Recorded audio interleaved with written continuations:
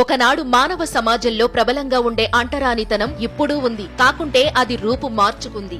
వేరే రూపంలో అది సమాజాన్ని కాల్చుకు తింటోంది. పేదలు చదివే స్కూళ్లను పట్టించుకోకపోవడం అంటరానితనమే. పేదలకు ఇళ్లు ఇస్తుంటే అడ్డుకోవడం కూడా అంటరానితనమే. పేదలు ప్రయాణించే ఆర్టీసీని, పేద ప్రజలు వచ్చే ప్రభుత్వ ఆస్పత్రులను నిర్వీర్యం చేయడం కూడా అంటరానితనమే. పేద పిల్లలకు ట్యాబ్లు ఇస్తుంటే వికృత వార్తలు రాయడం అంటరానితనమే. మీడియా సంస్థలు ఈ వెనుకబడిన వర్గాల ప్రజలు ఎదగడాన్ని సహించడం లేదు. పేద పిల్లలు ఎప్పటికీ పనివాళ్లుగా ఉండిపోవాలా? ఇలాంటి ఆలోచనలు కూడా అంటరానితనమే అని చెప్పవచ్చు. ఇక మీదట వారి పోకడలు చెల్లవు. మీకోసం నేనున్నాను, మీకు అండగా నేనుంటాను. బడుగు వర్గాల కోసం సామాజిక న్యాయ మహాశిల్పం కింద మహనీయుడు అంబేద్కర్ విగ్రహాన్ని ఏర్పాటు చేసుకున్నాం. మీ ప్రభుత్వం వచ్చాకనే బలహీన వర్గాలకు రాజకీయ ప్రాధాన్యం దక్కింది. శాసన మండలిలో 29 మంది సభ్యులు బలహీన వర్గాలకు చెందినవారే. 8 మందిని రాజ్యసభకు పంపితే అందులో సగం ఎస్సీ, బీసీలే.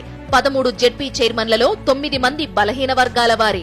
అంబేద్కర్ అంటే పెత్తందారులకు అసహ్యం. దళిత, బలహీన వర్గాలపై చంద్రబాబుకు ప్రేమే లేదు.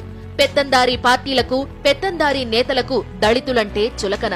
అంబేద్కర్ స్ఫూర్తితోనే అందరినీ ఒక్కతాటిపై నిలబెడుతున్నాం. స్టాచ్యూ ఆఫ్ సోషల్ జస్టిస్ అంటే ఇకపై విజయవాడ గుర్తొస్తుంది. సామాజిక చైతన్యవాడలా విజయవాడ కనిపిస్తోంది.